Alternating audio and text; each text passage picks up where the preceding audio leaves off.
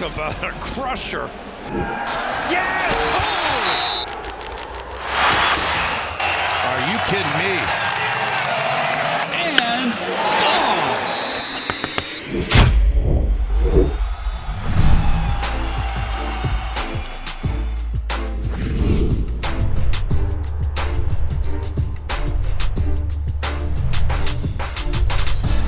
Welcome back to Schoolyard Sports Podcast. On this podcast, Lane Frank, we're now episode number 80. So we're 80 episodes through, and I got action-packed episode planned for you. MLB is rolling right now through 2 months through the season. NBA playoffs, conference finals are on their way, trying to determine an NBA finals, NBA draft lottery. We found out that Orlando Magic have the number 1 pick, and the rest of the top 14 being released. And so much more. Stay tuned for this action-packed episode number 80. Let's hop into it. We'll start with number 80, how we always do it, with the headlines in the NBA. The Boston Celtics and the Miami Heat series is neck and neck, everybody. Now, not one game has been close, in my opinion, everybody. Game 1, Heat blow out the Celtics. Game 2, Celtics blow out the Heat. Game 3, Heat blow out the Celtics in the first half. Celtics make a late game comeback, but then never led in that game.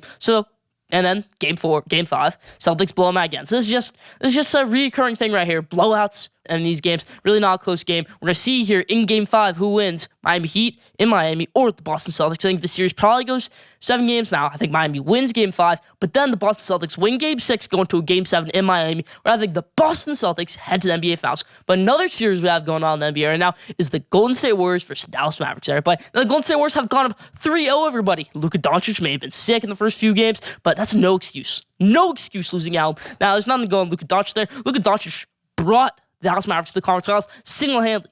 Beat Devin Booker. That's a feat in itself. So I don't care if they lose the series. That's a great accomplishment right there. Luka Doncic's 4th season in the NBA. It's just amazing right here. Luka Doncic will have a chance to contend for an NBA championship next season. They accomplished a bunch, being Chris Paul, DeAndre, Devin Booker, Monty Williams, and the best team, regular season team in the NBA, the Phoenix Suns. So definitely a great accomplishment for the Golden State Warriors. Now let's move over to a team not in the playoffs right now, the Los Angeles Lakers. Everybody, they're looking for a head coach. They've already found their finals. Darvin Ham, assistant coach, Milwaukee Bucks. Terry Stotts, former head coach of the Portland Trail Blazers, and current Golden State Warriors assistant. Good thing to point out right there. Kenny Atkinson, former Brooklyn Nets head coach, who hated Kyrie Irving and Kevin Durant also hated. So I don't think that'd be good right there for LeBron James, Anthony Davis. That would not work right there. I don't think Kenny Atkinson is the right choice for that job. I'm going to discuss how I think the right choice is for that job later on in the episode. My Michigan guy, Juwan Howard, said, no, I'm staying at Michigan. I'm coaching my sons. I'm coaching the rest of this amazing Michigan basketball team. I'm not going over to the Los Angeles Lakers to coach LeBron James, Anthony Davis. I'm not going back to the NBA. Good move, Juwan Howard. Let's move to the MLB. We have a bunch of news. Max Scherzer, everybody, is going to be out a while.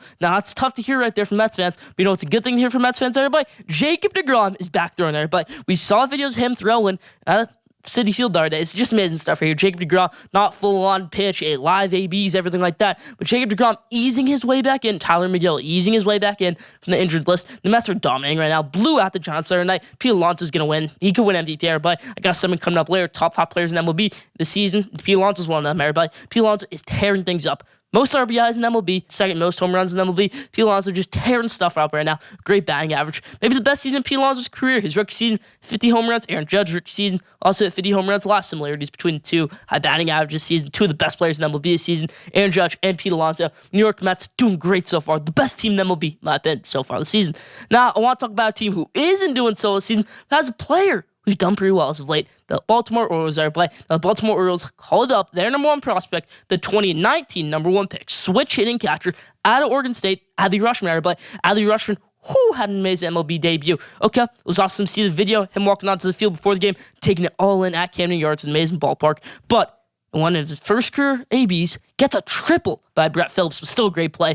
Adley Rutschman, a catcher, getting a triple. His first career, Adley Rutschman, doing great so far. Baltimore Orioles team, not as bad as they used to be in the past. Gonna have the number 1 pick in this year's MLB draft class. Do they take a pitcher? Do they take Andrew Jones' son, Andrew Jones? We're just gonna have to wait and see. This is a team on the come up. Adley Rutschman could be the next Buster Posey. You know, he's not. He could be the next Salvador Perez. I mean, he's gonna be a great catcher. Next Ivan Rodriguez. Adley Rutschman could be a Hall of Famer. Adley Rutschman, great catcher so far. Now, another number 1 pick, tearing things up right now, and then will be Royce Lewis, everybody. Royce Lewis got called up. He was the 2017 number 1 overall pick. It took him a while to get up to the majors. He tore his ACL in the minors, which is always bad. So now he's in the minors, so that probably delayed his call up for a year. But then Carlos Correa goes in the aisle, so they say, hey, let's take a chance. Let's call up Royce Lewis, our former number 1 pick. He's been doing great so far through his first month in the MLB. Royce Lewis doing great. Adley Rutschman doing great. That's about for the headlines this week.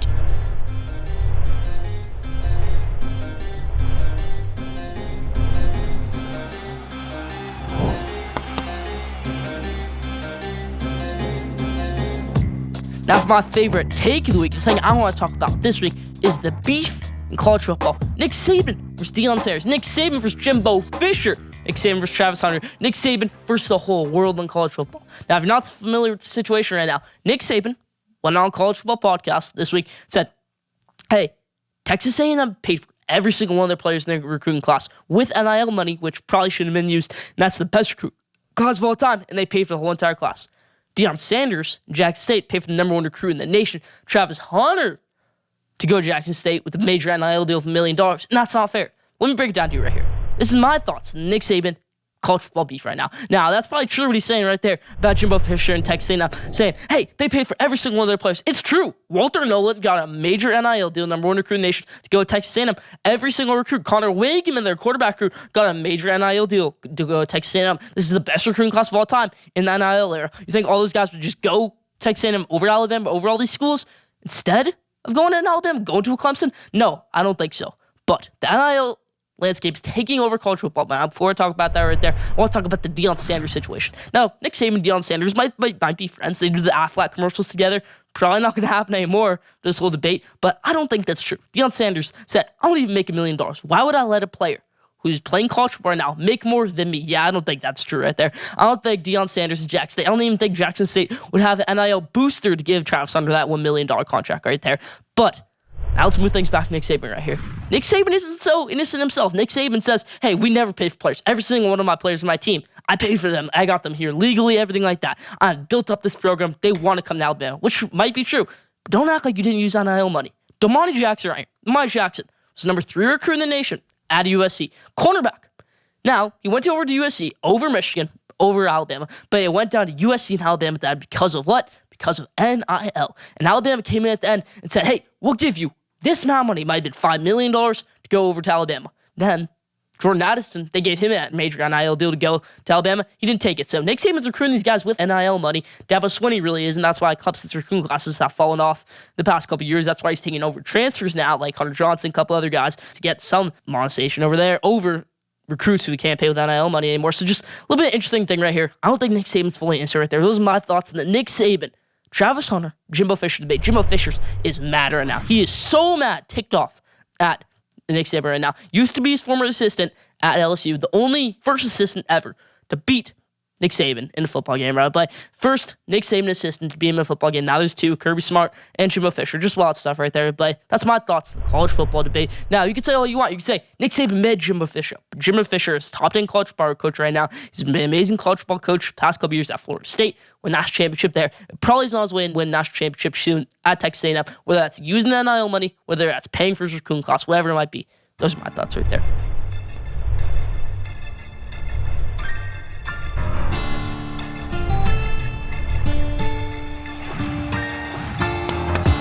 Now, top 5. This week's top 5 is top 5 players in MLB through 1 month of the MLB season, everybody. Now, I know we did a couple episodes ago, top 5 players in MLB, where I had Byron Buxton on there and Mike Trout, number 1, and they got Juan Soto on there. But we're switching up right now. We're going to do the top 5 players in MLB so far through the MLB season. We're starting to get a look at who are going to be the contenders for MVP and who are not. Juan Soto so far has been terrible, batting .245. He's not on this list, sad. See right there. I got a take coming up later about Juan Soto. I mean, maybe you should get trade Juan Soto. That's been a big debate this week. We're going to hop into that later. But let's hop into the top 5 players in MLB so far this season. Number 5, vintage Justin Verlander. He's looking like vintage Justin Verlander right now. He's pitching great. He's looking like Nolan Ryan out there pitching, I think, 1.22 ERA. He's pitching great, but no, I didn't think he'd be this good after having Tommy John. He's just been amazing. Justin Verlander took off the 2020 season, took off the 2021 season. Now Justin Verlander's tearing things up again for the Houston Astros there, but this is like vintage Justin Verlander. This is like 2017 playoffs, Halloween night against the LA Dodgers where he pitched 8 innings in a World Series game type Justin Verlander. He's pitching great right now, Justin Verlander, 5th best player in the MLB. Number 4, Manny Machado. But Manny Machado still has the highest batting average in the MLB, still tearing things up, has so many home runs, so many hits. I think he has the most hits in the MLB right now. Manny Machado tearing stuff up right now. Number 4, Manny Machado. Number 3, Mike Trout. Everybody. Mike Trout, 12 home runs, 2nd most home runs in the MLB behind Aaron Judge. Everybody. But Mike Trout tearing things up right now with Shohei Ohtani, with Taylor Ward. This is an exciting team, everybody. Los Angeles Angels, exciting team. Mike Trout getting all the accolades in his career. This is helping him right now. Could be the most home runs he ever has in a season. Mike Trout, number 3. Number 2, my guy, Pete Alonso. Everybody. Pete Alonso, 11 home runs. the most RBIs in MLB, some of the most hits in MLB. Pete Alonso is so consistent right now. I think he's going to have the highest batting average of his career, tearing things up right now. He could win MVP in the end of this year. He might just. Pete Alonso doing some great stuff right now. Second best player in MLB this season, Pete Alonso. Now number one, pains me to say it's Aaron Judge. Everybody, I'm on to it. I said before the season, Aaron Judge was done. Wouldn't have a good season, and that the Mets shouldn't go after him because I was a rumor that he wants to be the highest paid player, that the Mets shouldn't go after him, which I still do think that the Mets should not go after him. But Aaron Judge probably does deserve $30 million a year. He is the best player in the MLB so far this season. Can he keep it up? Now that I don't know yet. But he has 17 home runs. He's batting great. Just an amazing player, Aaron Judge. Remember his rookie season? He batted .284, which is, 284. That's amazing. With 55 home runs. He had a 36-game streak of striking out. I don't think he's going to do that this season. Aaron Judge just tearing stuff up right now. Best player in the MLB, Aaron Judge. Now, in that segment where I said I don't want the Mets to go after Aaron Judge shouldn't be a $30 million plus player, I said I'd rather have Brandon Nimmo over Aaron Judge. I still would rather have Brandon Nimmo over Aaron Judge. You can call me crazy and say, who would rather have Brandon Nimmo over Aaron Judge? Brandon Nimmo gets on base more. He's still an amazing player. For $20 million less. But you can get Brandon Nimmo for $10 million a year, maybe even less, and that's an amazing player right there for you. Brandon Nimmo is such a good player for the New York Mets. Amazing player. I'd rather go after him than Aaron Judge. You can have Aaron Judge to the Yankees. You can have him. But I'd rather go after Brandon Nimmo than have some money to spend on pitching arm, another bat in the lineup. This is my top 5 players in MLB so far the MLB season. Leave your thoughts in the comment section.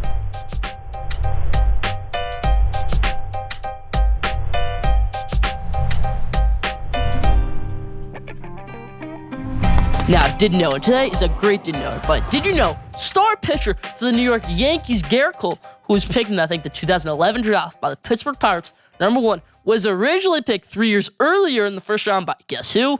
His current team, the New York Yankees, everybody. So he could have been a New York Yankee 11 years before he signed with them in 2019. He could have signed with them in 2008, but said, no, I'm going to go to UCLA. I'm going to go play with Trevor Bauer. I'm going to go play a couple years there. I'm going to give you the number 1 pick by Pittsburgh Pirates. And take a couple years, then I'm going to go over to the New York Yankees. I know that obviously wasn't his plan. But wild stuff right there. Did you know Garrett Cole was picked originally by the New York Yankees the first round in 2008? Didn't know that? Leave down in the comment section.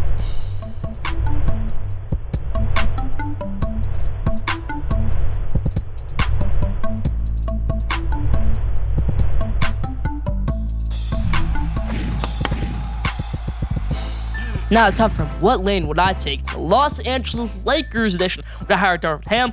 Would I hire Kenny Atkinson? Or would I hire Terry Stotts, former head coach of the Atlanta Hawks and Pro and Trail Blazers? But I think hiring Darvin Ham would be a reach here. Now, I know a lot of Lakers fans want Darvin Ham. I know a lot of NBA fans want Darvin Ham to be head coach of the Los Angeles Lakers. But frankly, this is the worst job out there right now. You could say, how are you saying that? They have LeBron James. They have Anthony Davis.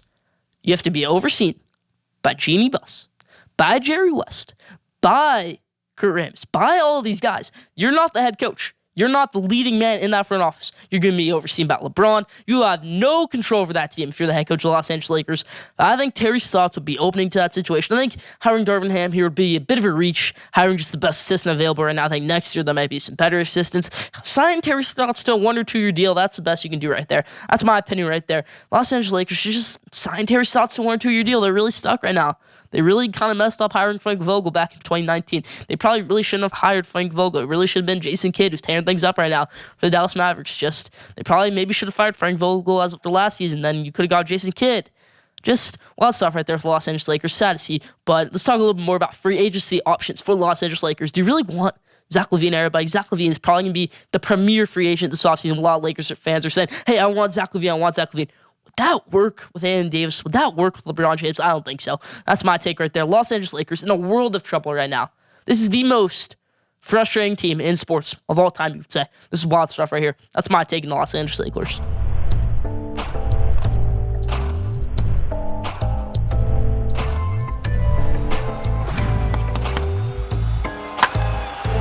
Now, it's that time in the episode, everybody. Around the bases, everybody. Now, for Around the Base this week, we're going to make a couple of hot takes. We're going to discuss a big debate right here and now.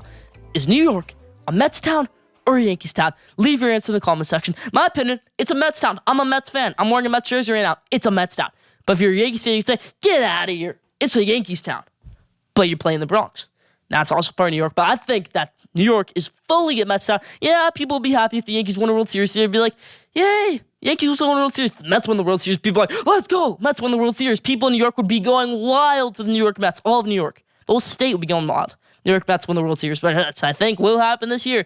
New York Mets will win the World Series this year. So do you think New York is a Mets town or a Yankees town? Leave your answer in the comment section. Now, another thing I want to talk about here is Adley Rutschman. But Adley Rutschman was my preseason Rookie of the Year pick, and I know we talked a little bit about him in the headlines, but Adley Rutschman's been doing great so far. I hope he wins Rookie of the Year. He's my preseason AL Rookie of the Year pick, and I think he's on track to do that right now. If he can beat out Julio Rodriguez, if he can beat out Bobby Wood Jr., if he can beat out some of these guys, he can win Rookie of the Year, in my opinion, Adley Rutschman. Now, let me talk about a couple hot takes right here. Justin Verlander is still amazing, Eric, but I know I talked about him in top 5, but Justin Verlander, wow, leave your thoughts in the comment section. I think he wins AL Cy Young this year. No, I think wins NL Cy Young this year is Zach Gallen, everybody. Zach Gallen is at 1.14 ERA right now, has only given up 1 home run all season, 5 earned runs. Doing great for the Arizona Diamondbacks. Hasn't made too many starts because he's been hurt a little bit, but Zach Gallen tearing things up right now for the Arizona Diamondbacks. Now, last thing I want to talk about here in Around the Bases is it's time to give the talk about Juan Soto.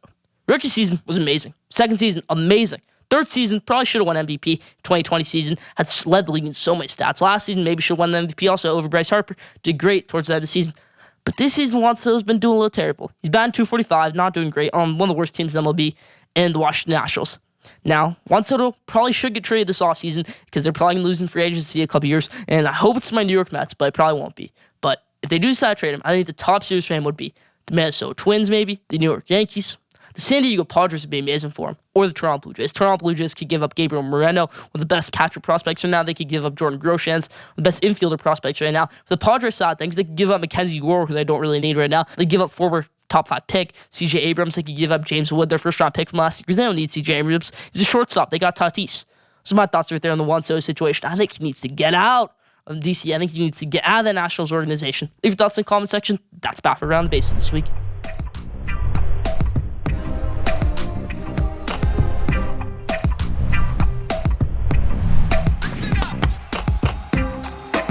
Now, at the buzzer, everybody. This week's At the Buzzer. It's a great one, everybody. I got a big sports debate for you right here. I got a big one. Which sport is the number 1 pick most valuable in? NBA, NFL, or MLB? Break it down to you right here. We're going to discuss the 10 number 1 picks in these sports, respectively. Let's hop into it. With the NBA, last 10 number 1 picks, I think 5 out of the 10 have not been superstars, have not lived up to that overall pick potential, stars, anything like that. Now, for the NFL, I think 6 of them have not lived up to that number 1 pick potential. And for the MLB, 7 out of the last 10 number 1 picks have either made their MLB debut this year or have not been in the MLB at all in their whole entire career. That's a little bit wild right there. But let's start with NBA right here. I think NBA definitely has the most valuable number 1 pick, in my opinion. You're going to get a superstar number 1 because there's always going to be a superstar in the NBA draft class. I mean, the only occasions where the number 1 pick really hasn't been a full-on superstar is Markelle Fultz, Anthony Bennett, DeAndre Ayton because he's got a huge video game addiction. But every NBA draft class has a superstar, so they can take a pick right there. But NFL, pretty much same thing. 6, I would say, haven't lived up to that number 1 pick potential. Eric Fisher, Jadeveon Clowney, Baker Mayfield, you could say James Winston. Those guys have not lived up to number 1 pick potential. Really not. I mean, you could have got Josh Allen. I mean, that 2015 quarterback draft class wasn't amazing. It was Connor Cook, James Winston, and Marcus Mariota, but they could have got some other good guys with that number 1 pick. Jadeveon Clowney looking like a bust so far through his NFL career. Hasn't been terrible, but obviously not living up to that number 1 pick superstar potential. People thought he could be greatest edge rusher of all time. Some people thought he could be coming out of college, South Carolina, being picked number 1 by the Houston Texans, with the Houston Texans taking a quarterback. Same with the Kansas City Chiefs getting letting go of Eric Fisher last season with that number 1 pick. The MLB has a big problem with the number 1 pick, everybody. So MLB is a bit of a weirder type of draft. In the NHL, where if you take a player in the NHL and they want to go back to their college, okay, you own the rights to that player, but when they finish their college career, they go over to that team. MLB is a little bit different, everybody. MLB, you take a player out of high school and they don't sign. You don't have any rights to that player. No rights if they want to go back to college or go to college for you. You have 0 rights to that player. So, happened a couple times. Houston Astros had number 1 pick in 2013, took Brady Aiken number 1 overall pick.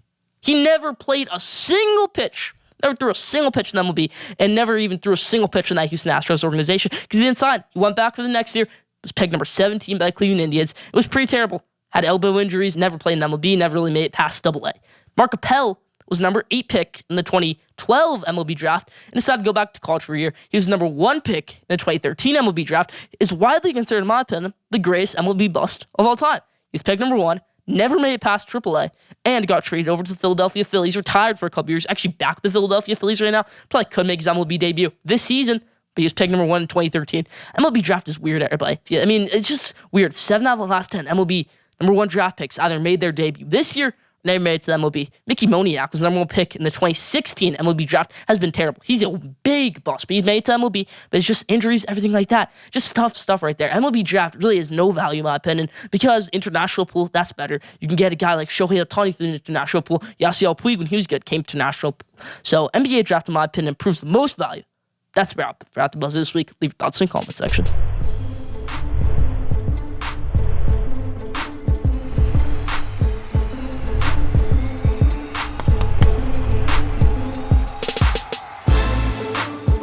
Now, the best last question of this week's question is, if Jason Tatum and Boston Celtics do not advance to the NBA Finals and they lose to the Miami Heat in this series, I don't think Jason Tatum's in conversation for a top 5 player anymore. Do you think Jason Tatum's in conversation for a top 5 player anymore?